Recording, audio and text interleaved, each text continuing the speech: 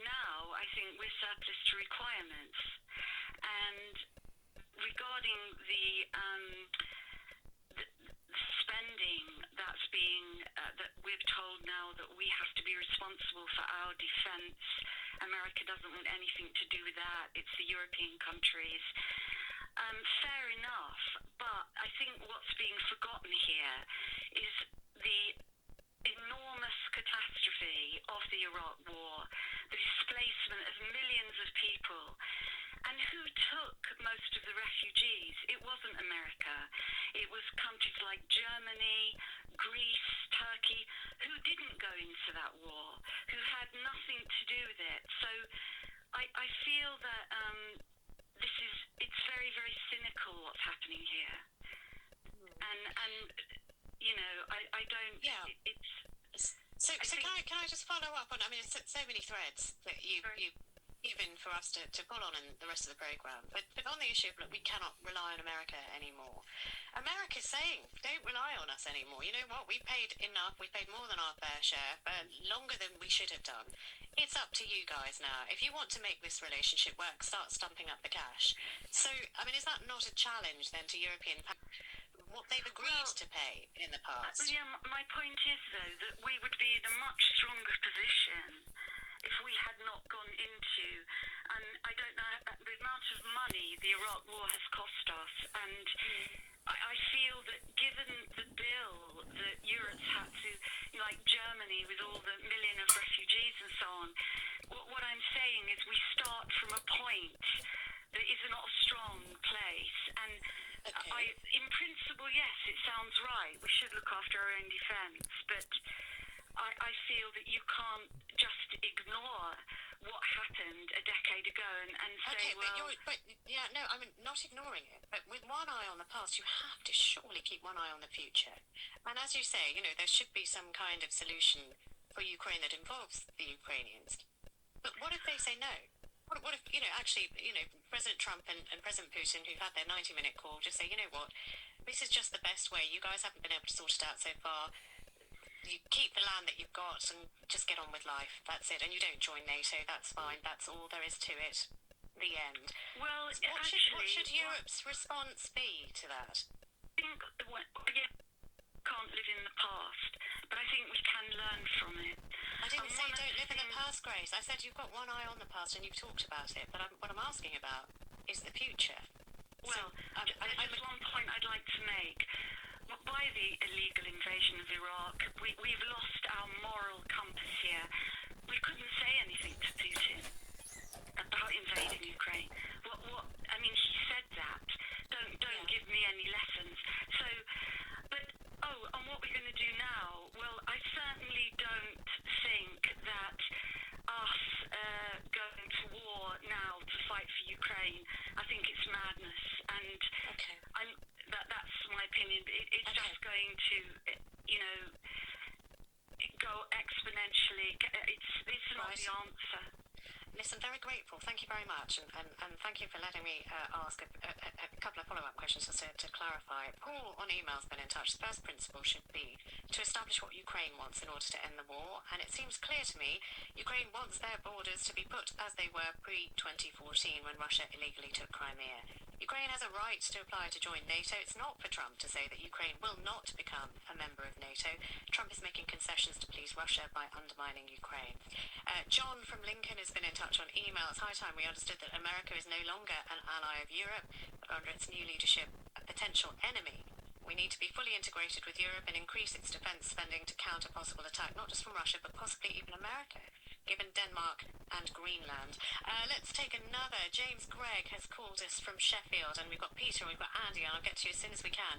James, first of all, what did you want to say?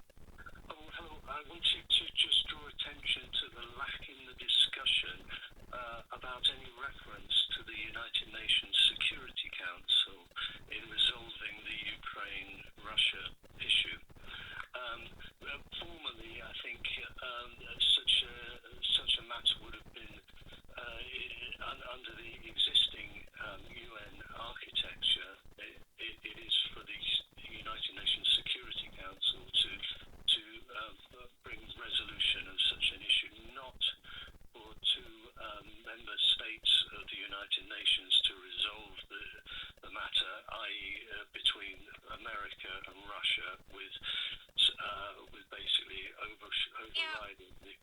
Okay. concerns Well, of... can I just make one point on that? I mean, the Yeah. 5 permanent members of the Security Council include Russia and the United States. So it just takes one of them to veto any measure, and it just doesn't move anywhere. So what will the United Nations do? And indeed, Russia did veto a resolution in the Security Council condemning its invasion of the of Ukraine, and subsequently in the General Assembly in the Security Council, a resolution was passed with a big majority declaring that disapproving of Russia's. Yeah, but so the United Nations has spoken, but not many people have paid any attention then to the General Assembly. There is a problem with the veto, certainly, and the veto needs to be reformed so that we no longer have abuses like Russia's abuse of vetoing a resolution condemning its own invasion. So we need to reform the veto in the United Nations. But this is a matter, it's a world security matter, and it should be dealt with by the Security Council. Okay. All right, James, I hear what you're saying, but I mean, I would just say that people have tried to, other countries have tried to get seats on permanent seats on the Security Council. Yeah. They haven't for many years. It's not a place that wants to change the furniture very quickly. No. Well, I think basically it needs a statement by the General Assembly to declare that the UN membership will not recognise a veto to annul a Security Council resolution, unless such resolution is compatible with the purposes of the United Nations, almost All right, James. which is Yeah. the maintenance of international peace and security. So Right, James. Okay, James, I'm gonna move on because I take your point. You want reform of the United Nations so that it can be an international coalition dealing with this. Michael from Tyne says, "Is Trump after a weakened Ukraine so that the USA can exploit it for its rare earth minerals, wheat and sunflower oil? Similarly, he wants to exploit Canada and Greenland for their mineral wealth and agricultural assets. The real estate of Gaza is another debate." Laz and Hampshire, internationalist progressive education has created a generation of young Europeans who no longer have the patriotism to fight. Europe is totally reliant on the USA for defence and security. We have no choice but to accept Trump's peace deal. Furthermore, given the bloody nose Ukraine gave Russia with American backing, I very much doubt Putin remains a credible threat to Europe. Let's take another call here. Peter Holbert, very patient waiting, Newmarket, Suffolk. Hello, Peter. Oh, you're there, how are you today? I'm all right, thanks, Peter. Not too bad. Good. Right. What moved you to get in touch? Yeah. Yeah, the thing is on this, we have got to increase our forces in this country. Also in Europe has to. At the moment, all we've got, our total forces that we've got in this country at the moment only go up to 56,000 people. That just fills over half of Wembley Stadium. Now then, the thing at the moment is we would have to rely on America. I know at the moment they're withdrawing out, but it doesn't matter what we would do with our forces. We could not match the Russians. At the moment, they've got standby 160,000 troops. This is what Russia's got at the moment, of which we would have to contend with. And no way could we, at the moment, be able to arrest that situation. Not even with the whole of Europe behind us, with all the hardware that they've got. So therefore, to a certain degree, I agree with America. We have got to step up because there is an old saying that Churchill said, "Might is right. If you have might, So you look, can look softly at yeah. someone's table." Peter, I can't verify your numbers, and and I'm not saying they're wrong, but I can't verify them. But what I would ask you then is, if you're saying we have such a paucity of troops, would you approve of an increase in defence spending, and at what cost? What finite Yes, money? I would. Where would you move the money about from, Peter? Okay, I'll tell you what, then go back to 1938 and see what we did then. Because we had to increase the cost then. When Chamberlain came back from Munich, believe it or not, we had to increase the cost. He gave us a year, and that is when we had to get all the money ready. Have a look then. See what we did. Okay, Peter, I will. Andy Miller is calling us from Hove, and on that issue of just defence spending, I understand you've had some overlap with the MOD, Andy. Our last caller, Peter, was saying we are in a 1936 situation. This is, war around the corner. First of all, do you agree with that assessment? Second of all, should we be spending more on defence, and where would it come from? And is it going to make a difference? Well, I certainly think we have the world's worst crisis in my lifetime, and I'm 71 years old now. And I think all the governments in NATO, including our own, are guilty of only supplying sufficient weaponry and resources to Ukraine to keep them standing still rather than losing, rather than what we should have been doing, which is to help them to win. And that needs to be paid for by increases in defence spending right across the whole of NATO. And how much more spending? I'm not an expert on the absolute detail, but it seems to me that it needs to be above 3% for every country in NATO. Okay. Andy, thank you very much. Lots of thoughts coming in on this, and I know a lot of you want to talk about obesity as well, so we'll move on to that. If you want to talk about that, 03700 100 444 is the number. Andrew has said we need a pre-war footing in Europe now, thanks to the indecisiveness of our politicians and our own cowardice and frightened inability to see the bad in others. We need national service. We need an Army Cadet Force presence in every school to up our resilience. This might represent our defence budget uplift to the good of all UK society. It is depressing how fragmented we in Europe are, but history tells us it was ever thus. Trevor on email says there's no real need to spend any more on defence, but there is a strong argument for more manpower, better flexible, modern weaponry. This could be really financed by abandoning unusable nuclear weapons. Trident has no military feasibility. Just a couple more on this. John on email, Trump and his entourage lack the cunning, detailed assessments of Putin. Another one here, no name. I think we should see this Trump regime as a means to regroup with Europe. And another one here, Ukraine's gift to the world is being a cautionary tale to the other countries. If a country has nuclear weapons, keep them, it says in capital letters. If you're developing nuclear weapons, keep going. And then no one will be at the mercy of foreign policies and the geopolitics of others. Now, the question that actually, there's a surge of interest in this, and it is about obesity and how we tackle what is an epidemic. Everyone accepts it's an epidemic. It is a blight on the health of so many, and especially young people.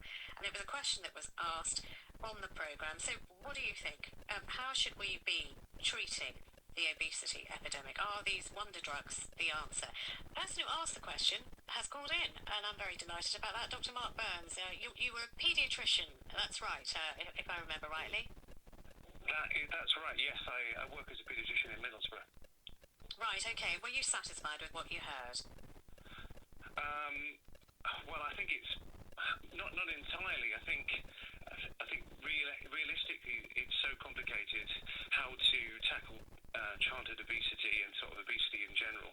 I think our final answer was actually very good, and sort of understood a little bit about the big scale of the challenge, and it involves changing so much about what happens in society and in the environment for kids and for all of us. But yeah, I think some of the others perhaps didn't really quite understand what I was aiming at. Really, just thinking about other ideas apart from just these drugs. Well, that's why we're here, and that's why we get you on, because what is it that people needed to understand? Tell us about, as a paediatrician, tell us about what you see in your practice about the effects of obesity and where you think the intervention should come in. We've been running a paediatric obesity service for the last sort of 2.5 years or so, and we see huge numbers of children coming through with profound obesity, really on a different level to I think perhaps we've ever seen. And the drugs they can work, and they can help with weight loss, sort of rapid weight loss of a short period of time, but it's not a long-term solution. It only works when the kids are on it, or adults. As soon as you come off it, they put all that weight they've lost back on again, and it's just a matter of time. What really needs to happen is changing food policy, changing the environment that we live in, to try and make things cheaper for families to afford a good healthy food, and guide them away from sort of the high highly processed, high-density calorie food that we're all eating and enjoying, and trying to make it much easier for kids and people to be exercising. What about those who say, you know what, we all know, everybody knows, and there have been countless programs on television about how actually fruit and veg cost less in the basket than a processed ready meal. We know, but we still make bad decisions. So what can be done? Well, unfortunately, these things disproportionately affect most deprived members of our communities of the country, and a lot of them, unfortunately, don't have the means to cook. They don't know exactly how to prepare some of these foods. Some of these things people take for granted. It's not that simple. And they're living in environments where actually you can't get good food. You think easy access to healthy food is everywhere. It's not. Some people don't have any access. Those supermarkets, they call them sort of food deserts, but they have access to fast food everywhere around them. And that's where they get trapped. And that really needs to change to make a big difference. These drugs will help, but not everything. And just before I let you go, I mean, what is the age of the youngest child you've seen coming in with an obesity problem? We see 1 and 2 year olds. We have a 2-year-olds who are in the range of above 40 to 50 kilograms. So really on a different level. Wow. Yeah, I mean, I'm glad I asked you the question, but that answer will horrify a lot of people listening. Thank you so much for getting back in touch. Dr. Mark Burns, a paediatrician from Middlesbrough. 03700 100 444. Marianne has been in touch. The most efficient way to counteract obesity is for the government to bring back domestic science in all schools, with kitchens, with practical education in cooking and nutrition, and where possible, kitchen gardens which are tended by the students. Dr. Jane says, I don't see any vegan having health issues like obesity. They seem to live longer, so veganism should be taken more seriously for obesity-related problems. No name on this one. Weight loss drugs are expensive. They have side effects like muscle loss. They ultimately will fail as many stop taking them after a period, and they will only see their weight return. Let's go to Holly Rogers. Holly, you've been so patient, and I'm grateful for that. Calling us from Cornwall. Hello. Hi there, how are you? I'm all right. I'm, very happy to be speaking to you, Holly. So, on the obesity crisis, what should we be doing? What should we know? What should policymakers know? Well, it's incredibly complex, and I think I agree with everything that your last caller said about education and changing food policy.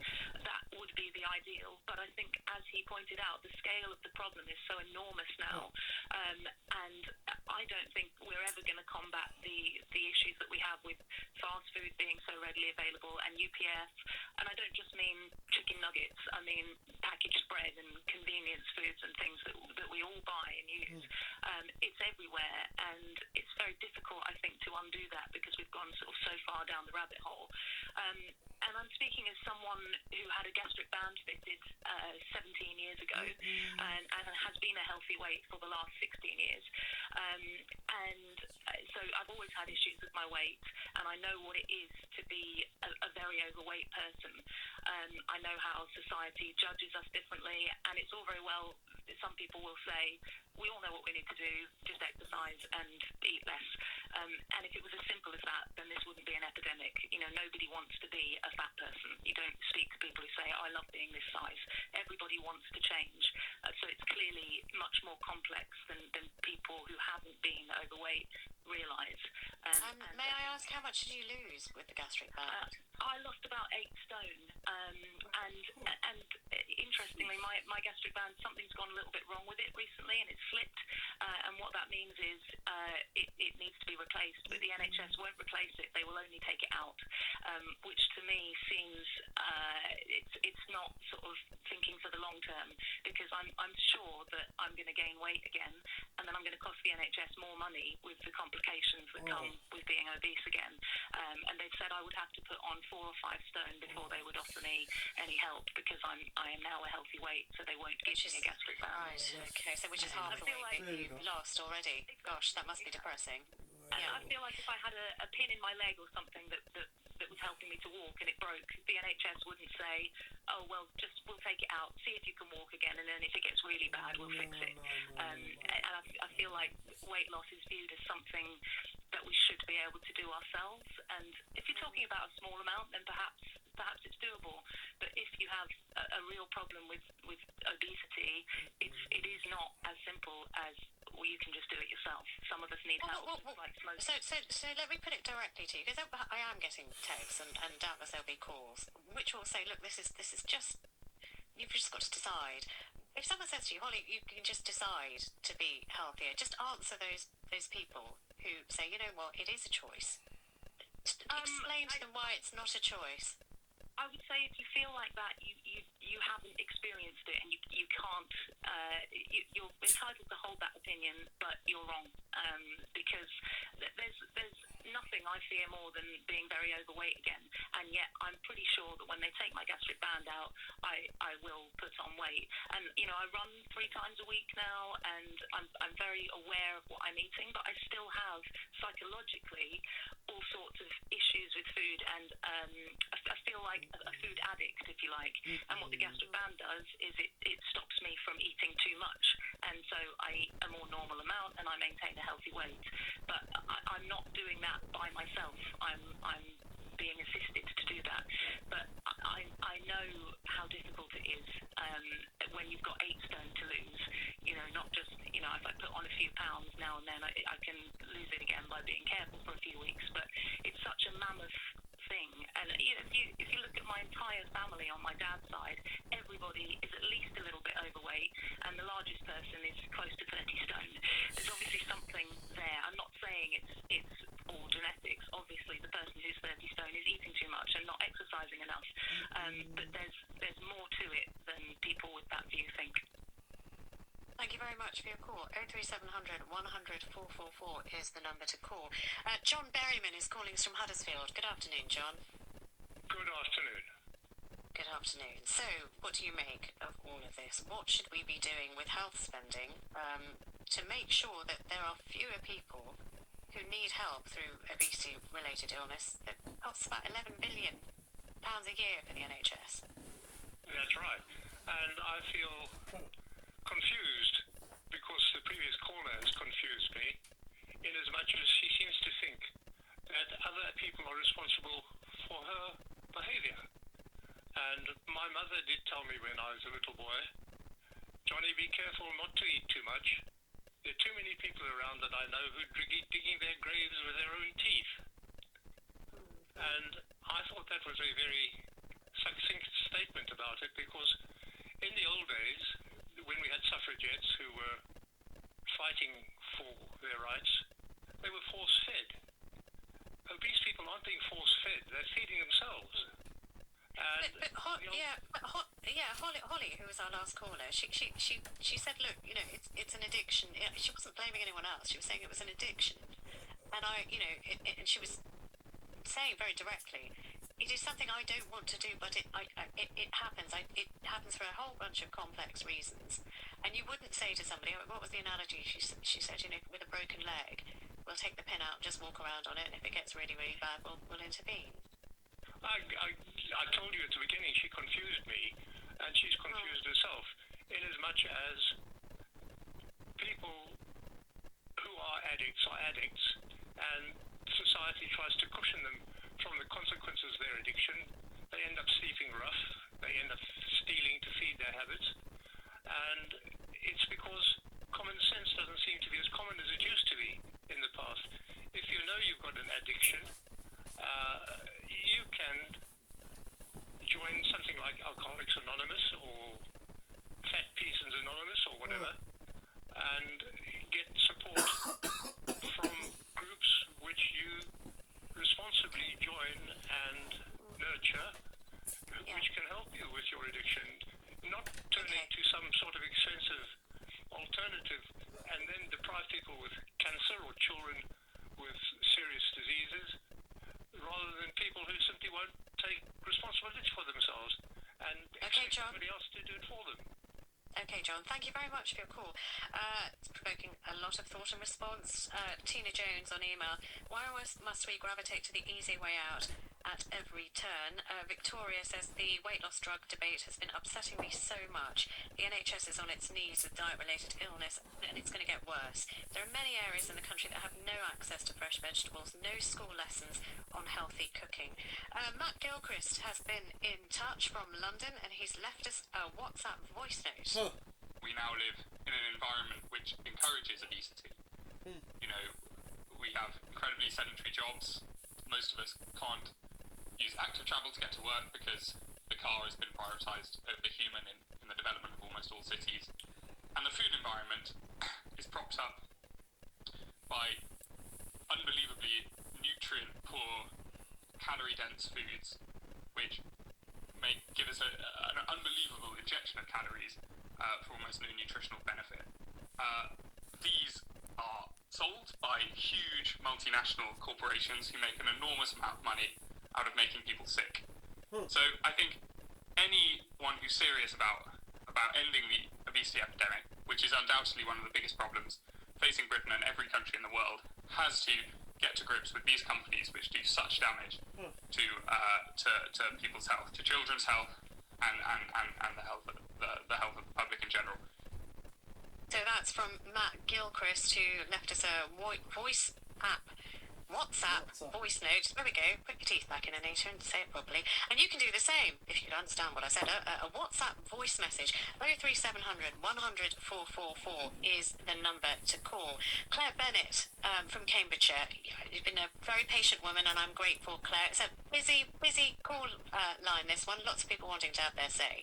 So what do you make of this debate that actually, people have a choice, or actually they don't have a choice, and we need to help people a lot more than we do to avoid enormously expensive problems in the future?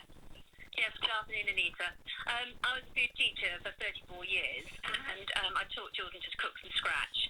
Our lessons were fun, and they had a great pride in what they were doing, and we could make dishes which were low fat, but still very enjoyable, and they really enjoyed it. They enhanced the lessons. Also, it saved them a lot of money, and in the future now, they still came back and they're telling me they're enjoying making them food from scratch and enjoying the meals that they're making. I think it's so important that we do try and teach children to cook and have a love of food, but the right love of food in the fact that they're making the right sort of dishes.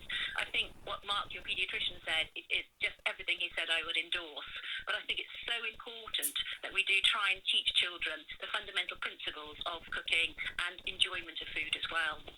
Yeah, I mean, I remember doing home economics. They called it home economics when I went to school. Why did it stop? Because it seemed, I know this is a million years ago, but it seemed that everyone was doing it, and then suddenly not many people were doing it at all. I mean, do you have any idea why? Was it a cost thing, or was it just schools not having the room for it? What happened? Yeah, I think probably the cost of setting up the rooms. Some children weren't able to bring in the food, but then I think the schools were being asked to provide that food. And to be honest, at the end of the day, it isn't a lot of cost. And if you're going to educate children so that they have better health, in the long run, you're going to save the NHS an awful lot of money as well. It's obviously got to be lifestyle choices as well. Healthy eating is really important, but then so is doing your exercise and sport. But I think it's trying to engage children from an early age, just to be, interested in food and knowing what they should and shouldn't be doing. And also then you're not putting any of these horrible processed foods into your body as well. So really, I think the government could try and bring back food into schools. It'd be fantastic. Okay, well, listen, thank you very much for your call. I'd love to hear from somebody who's involved at a policy level. Just tell me what happened here. What was the cost-benefit analysis that was done that said, actually, it's not worth having mandatory cookery classes in schools? 03700 100 444. If that is your bag, please get in touch with us. Clive Newman calling from Arundel. Hello, Clive. Hi, Holly. Hi, Clive. I was on an Any Questions panel in about 70 years ago, when I asked a question of the team about children's obesity.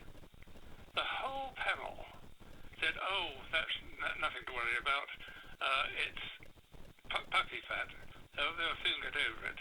Well, that attitude has been lasting for the last 70 odd years, and people have sort of got fatter and fatter. I think willpower is a large part of it, but as your previous caller said, education is a mighty one, and the other one is, of course, National Health Service continue to press the benefit of Healthy spending eating. down. Yeah, okay. Clive, thank you very much for your call. Thank you. Gosh, 70 years ago he asked that question. Any questions? The same arguments were made about smoking rights, one of our listeners. So to address it, the government bans smoking in pubs and restaurants. Maybe they should ban eating in the streets, in cinemas, on public transport. It's totally unnecessary. It would help the litter problem too. Just a thought. But no name. We don't need weight loss drugs. Writes another correspondent. They just need to stop eating so much junk food. Let's speak to Sarah Roberts on this, calling from Hertfordshire. Hello, Sarah. Hello, can you hear? I can hear you loud and clear, Sarah. You have a very clear well, I voice. think quite a lot of what I said has probably been covered, but I'm a chef and run a catering company. I think half the problem is, or a lot of the problem is, that children are no longer taught to cook, and they should be taught to cook in schools. And this has been lost, and they come from a generation, probably 3 or 4 generations, who've not been taught to cook. And if young people could be taught to cook and think that it's a cool thing to do, I think we'd be, halfway to solving the problem. And understanding the importance of food and not wasting food and using leftovers and all these sort of things that our parents were taught after the war. So, I put this out for somebody who maybe has worked in government policy in the past, just to explain why. And one of the explanations that was proffered by somebody who didn't know for sure, but, that actually ingredients were too expensive for some children to afford to bring in, which is highly possible, So that's why, if it couldn't be a blanket offering and it sort of turned into an offering for those who could afford the raw materials, it became iniquitous, and that might be the reason why it didn't happen. Do you think this is something actually that, rather than stumping up for, I don't know, let's say the diet drugs that we're hearing about a lot of the news, if central government stumped up for ingredients for all children, or children who needed it, would that be a good use of money? I couldn't think of a better use of money. And supplying the sort of ingredients that is sensible to cook. I know, because I have grown-up children now who did food tech at school, or had friends who did, and they were taught to make things like brownies and ready-made sort of pizzas out of, no, you need to go back to basics and teach them how to make a spaghetti bolognese sauce and things like that. Cottage pies, basic things. And yes, I think using government money to sponsor ingredients would be a wonderful idea. Okay. Thank you very much indeed. 03700 100 444 is the number to call. Let's take another call on this. Edward Freegard is calling us from the Isle of Man. Hi, Edward. Hi there. Hi there. An interesting